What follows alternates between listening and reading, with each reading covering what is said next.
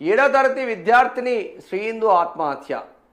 గురుకుల హాస్టల్ సిబ్బంది బరితెగింపు, ఆ తల్లిదండ్రులకు చెప్పకుండానే ఆసుపత్రికి. విద్యార్థిని ప్రాణాపాయ స్థితిలో ఉన్నప్పుడు వెంటనే కుటుంబ సభ్యులకు తెలపాల్సిన బాధ్యతను ఆ సిబ్బంది పూర్తిగా విస్మరించారు. అసలు ఏం జరిగిందో దాచిపెట్టేందుకే ఇలా చేశారనే ప్రశ్నలు తలెత్తుతున్నాయి.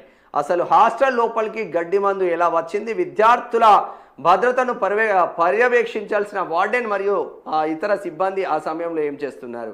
సకాలంలో సరైన సమాచారం ఇచ్చి ఉంటే మెరుగైన వైద్యం కోసం కుటుంబ సభ్యులు తమకు తోచిన ప్రయత్నం చేసేవారు.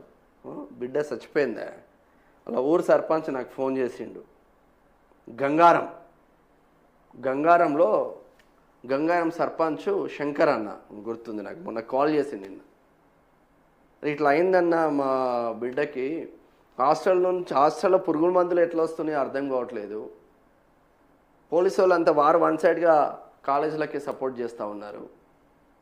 పైసలు తీసుకోవాలి, కాలేజీలకు సపోర్ట్ చేయాలి. మనం పేద ప్రజలు నిండా ముంచాలి. వాడు చచ్చిపోయినా వానికి వాల్యూ లేకుండా పోతుంది పిల్లలకి.